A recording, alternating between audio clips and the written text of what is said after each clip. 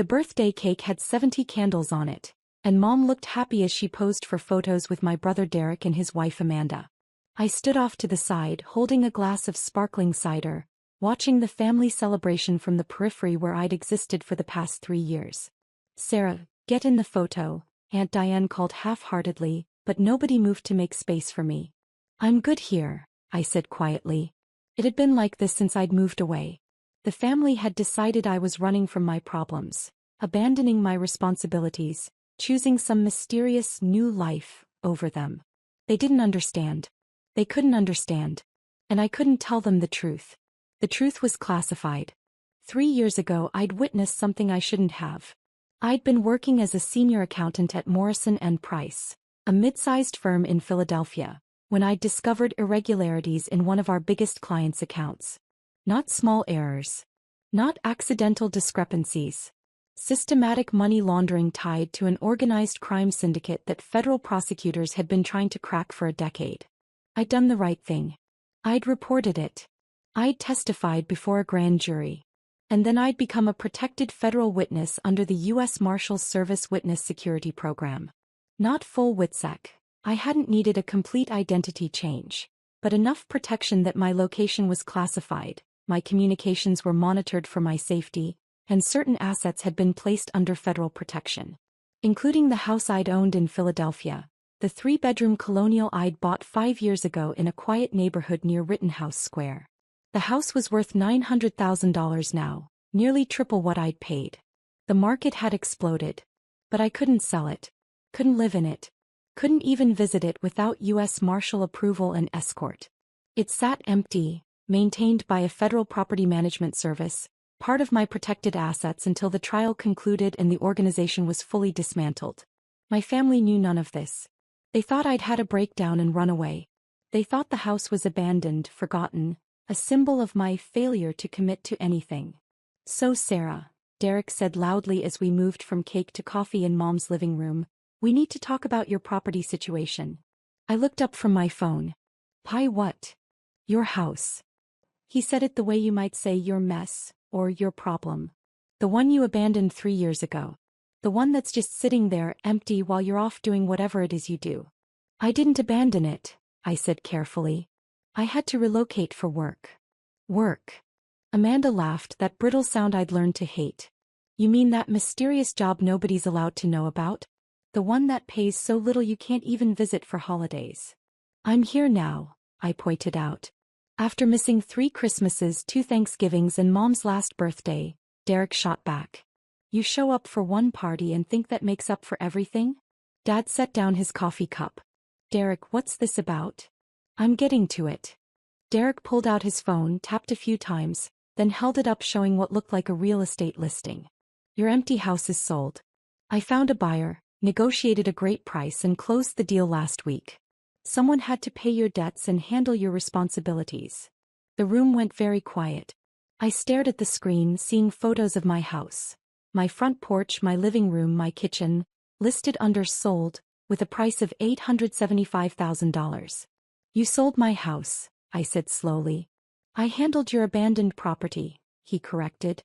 "The place has been sitting empty for 3 years, Sarah. You weren't paying the property taxes, weren't maintaining it. The neighborhood association was threatening liens. I did what you should have done years ago. I took responsibility." "How?" I asked, my voice very calm despite the ice flooding my veins. "How did you sell a house you don't own?" "Power of attorney," Amanda said proudly. "Derek got it signed 2 years ago when you were still barely communicating with the family. You gave him authority to handle your affairs in Pennsylvania." "I had never signed any such document." "I never gave you power of attorney," I said quietly. "Sure you did." Derek pulled up another photo on his phone. "Right here. Your signature notarized and everything. You were so scattered back then you probably don't even remember." I looked at the document on his screen. It did have my signature. Or rather, a very good forgery of my signature. The notary stamp looked official. The date was from 18 months ago, during a period when I'd been in protective custody in another state, completely unreachable by my family. "That's not my signature," I said. "Oh, come on." Derek rolled his eyes. "Don't start making excuses. This is classic Sarah. Avoid responsibility, blame everyone else, refuse to deal with reality. Where's the money? I asked. What money?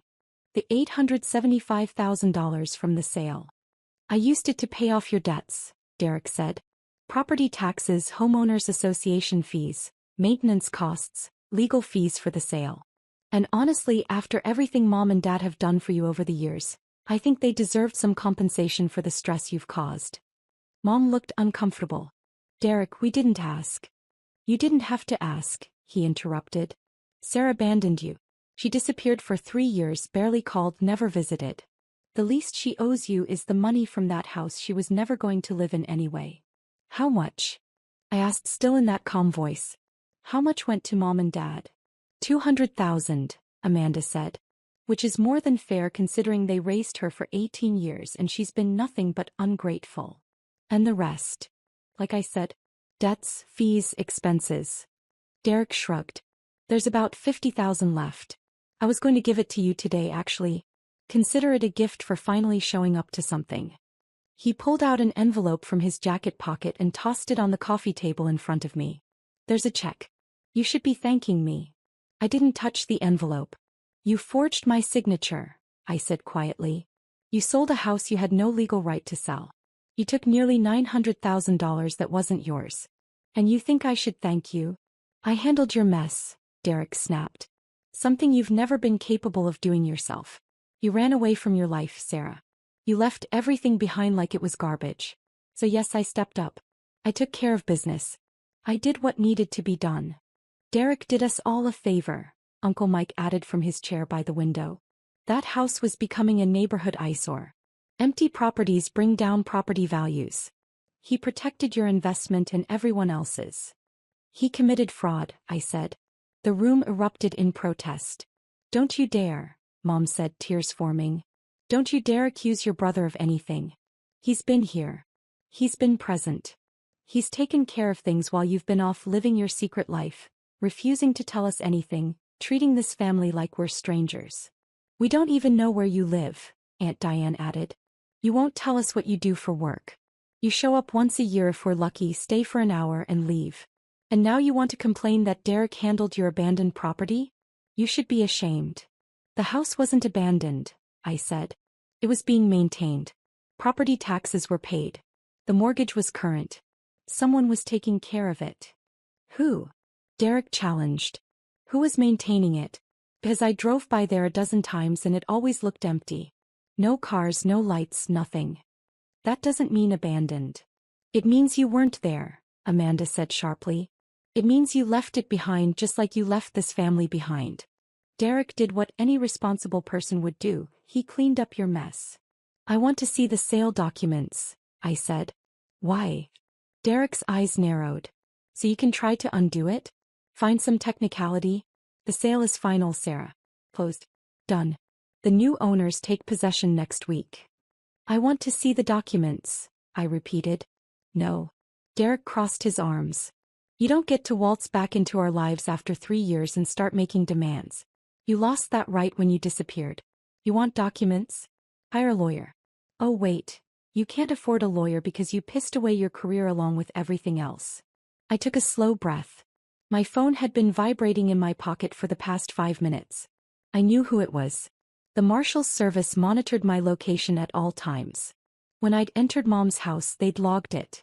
Standard procedure. But they'd also likely noticed the elevated stress indicators from my biometric monitoring. The fitness watch I wore wasn't just a fitness watch. Family nodded approvingly, I said quietly, looking around the room. Mom, Dad, Aunt Diane, Uncle Mike, my cousins Josh and Emma. All of them looking at me with disappointment. All of them certain Derek had done the right thing. Finally making sense, Derek said. Accept it and move on, Sarah. You're getting $50,000 you didn't earn. Take it and be grateful. I remained silent. My phone buzzed again. Then again. The doorbell rang. I'll get it, Emma said, walking toward the front door.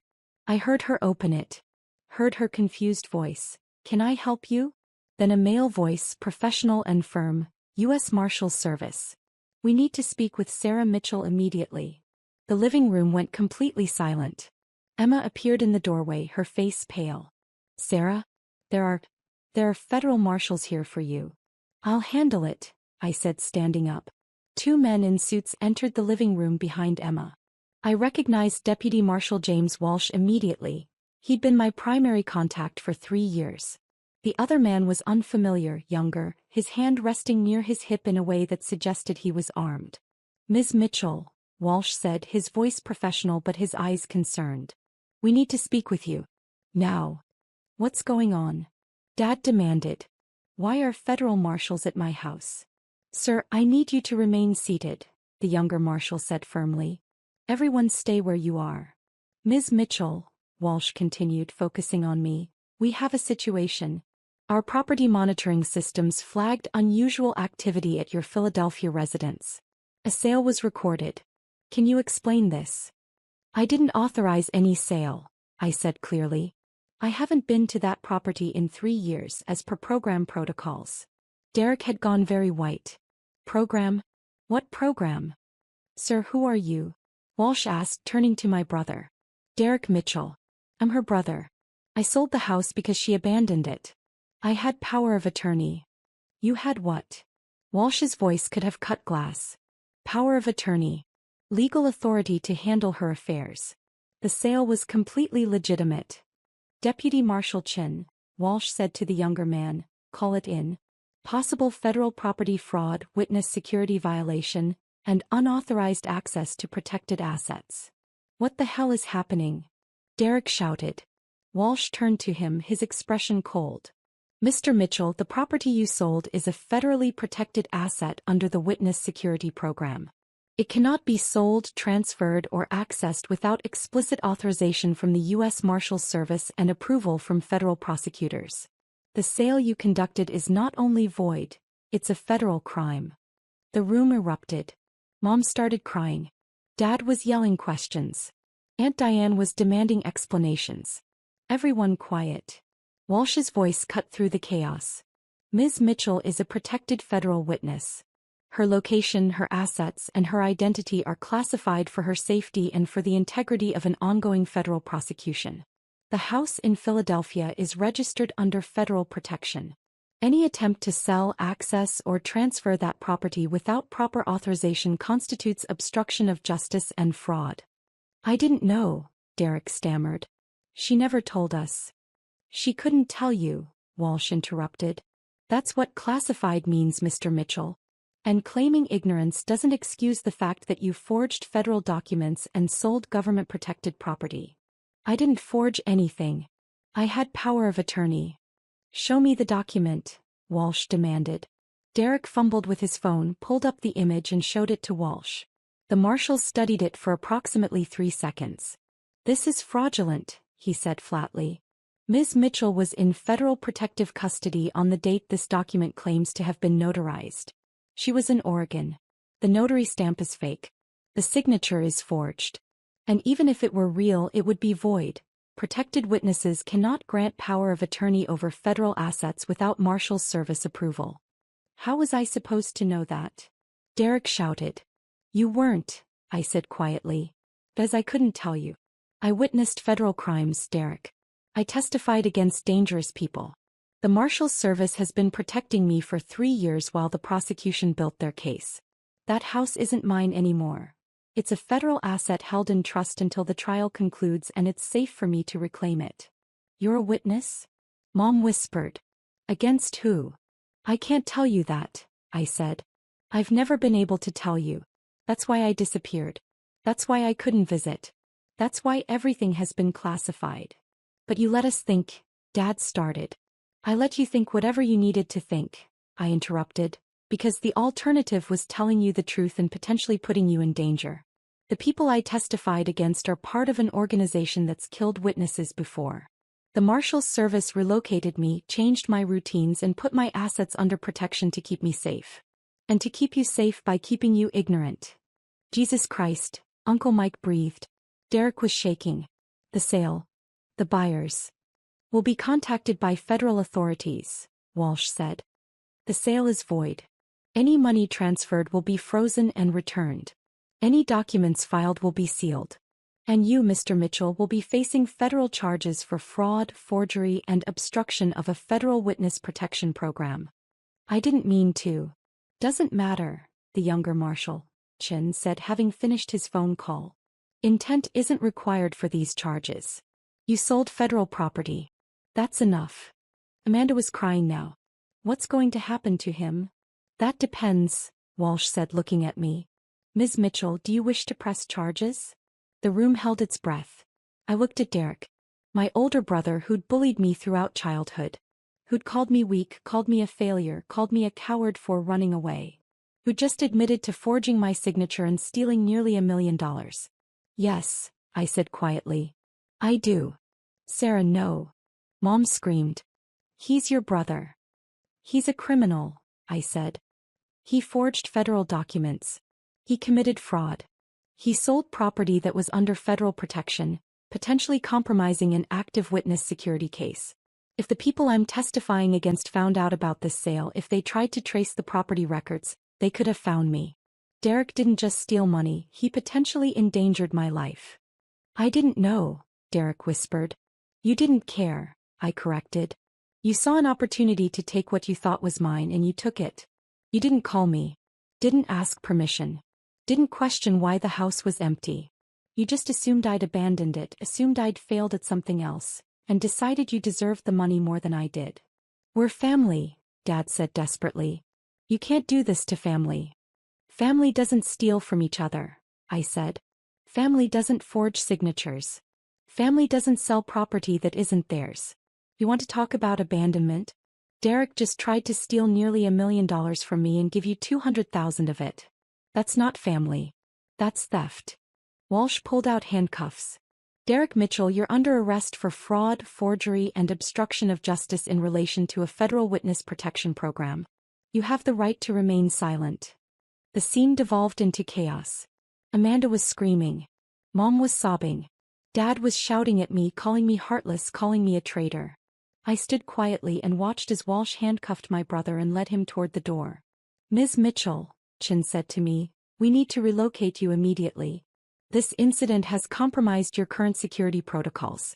Pack whatever you brought. You're coming with us. I understand, I said. Sarah, don't do this, Mom begged, grabbing my arm. Don't take him away. He made a mistake. He didn't know. He didn't ask, I said, gently removing her hand. He saw an opportunity to profit from what he thought was my failure and he took it. That's not a mistake. That's a choice. You're destroying this family, Dad said, his voice shaking with rage. No, I said calmly. Derek destroyed it when he committed federal crimes. I'm just letting the consequences play out. I followed Chin to the door, leaving behind Mom's birthday party, the uneaten cake, and the family that had never understood why I'd disappeared. In the government SUV, Walsh turned to me from the front seat. You okay? I'm fine, I said. That was your brother. I know. This is going to be all over the news, he warned. Federal witness's brother arrested for fraud. It'll complicate the trial. Will it compromise the case? I asked. No. The case is solid. But it'll add media attention. Make things harder for you. Harder than the past 3 years? I asked quietly. He smiled slightly. Fair point. We drove to a safe house in Delaware, a nondescript townhouse that would be my home until the trial concluded in 4 months.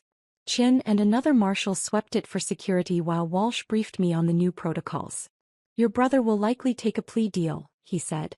Federal charges, clear evidence. His lawyers will want to avoid trial. What's he looking at? 2 to 5 years probably. Depends on the judge. The prosecutors are pretty angry.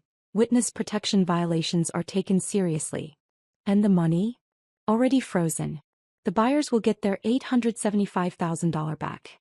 Your house is still secure, still under federal protection. Nothing actually changed except Derek's freedom. I nodded slowly.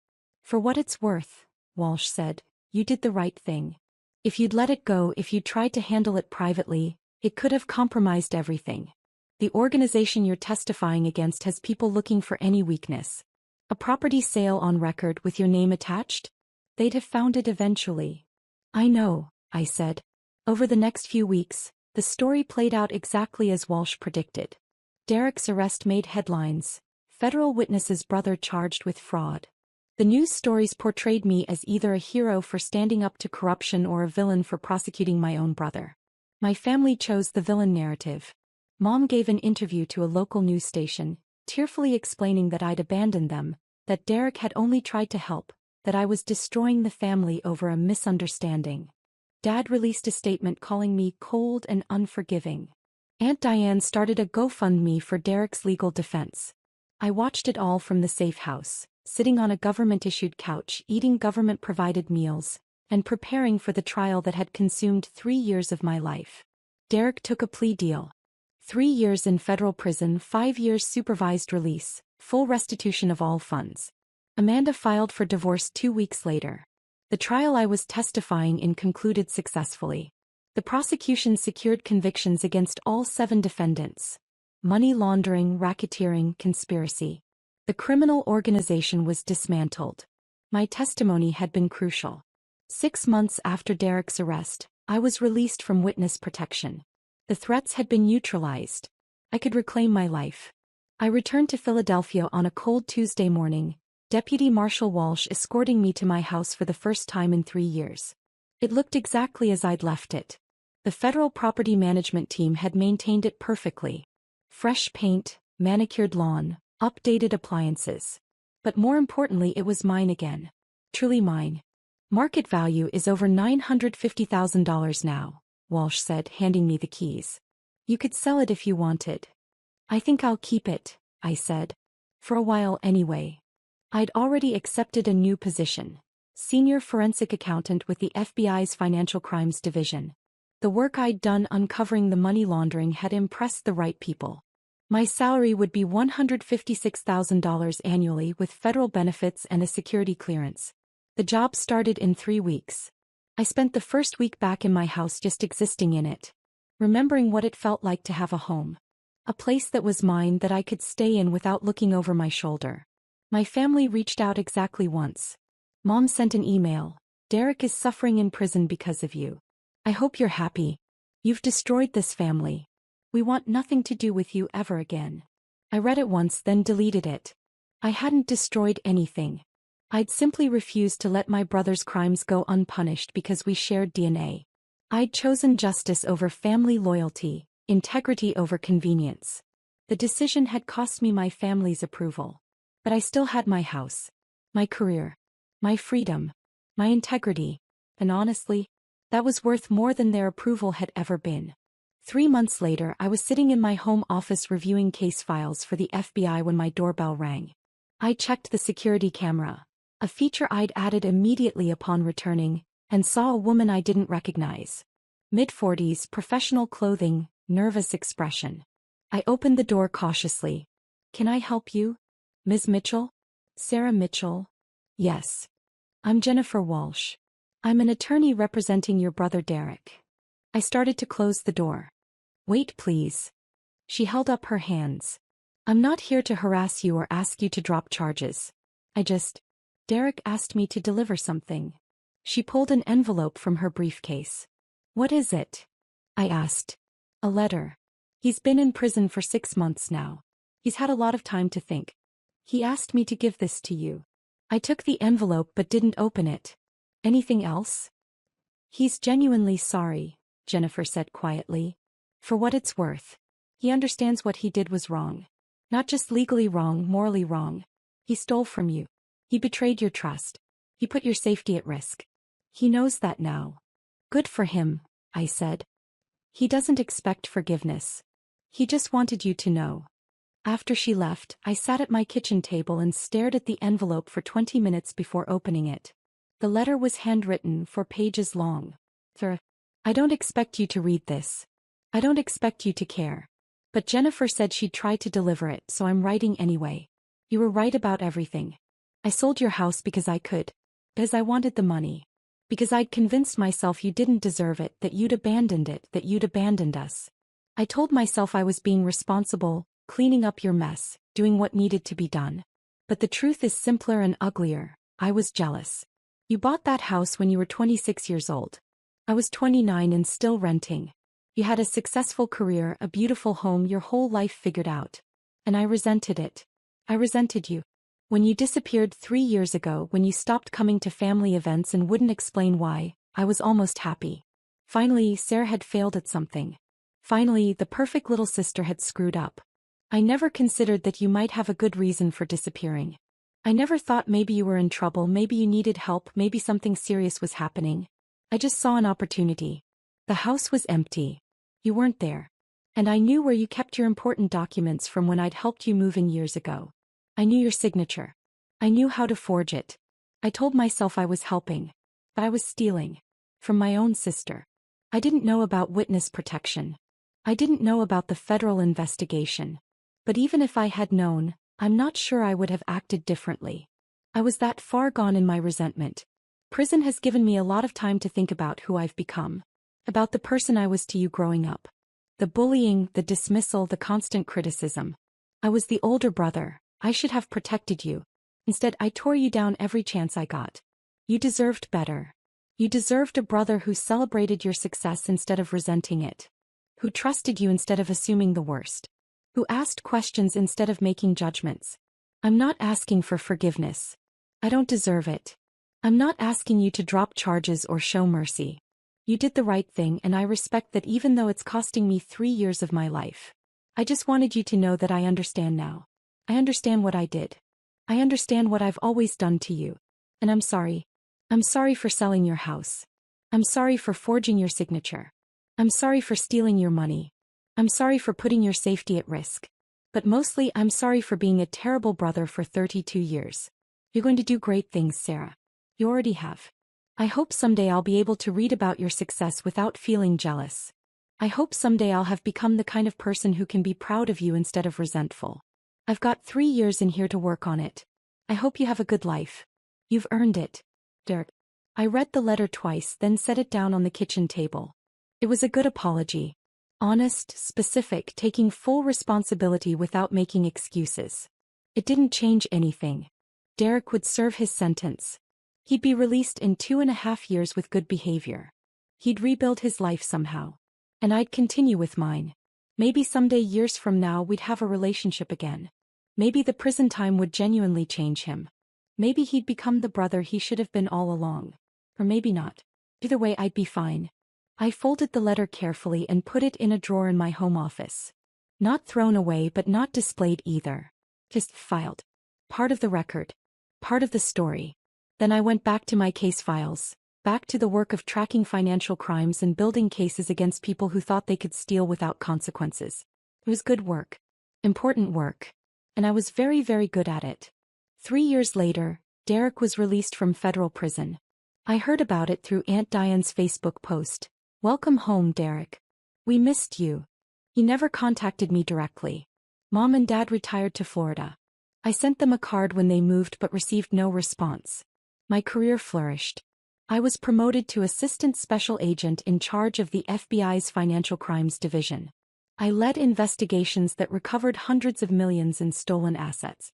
I became an expert witness, testifying in federal cases across the country. I eventually sold the Philadelphia house for $1.2 million and bought a beautiful brownstone in Washington, D.C., closer to FBI headquarters. I dated occasionally, made friends in my new city, lived a quiet and successful life.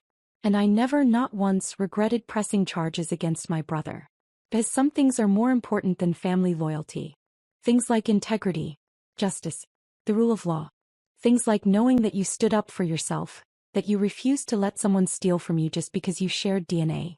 Things like being able to look at yourself in the mirror and know you did the right thing even when it was the hardest thing. That's worth more than any family approval could ever be. That's worth everything.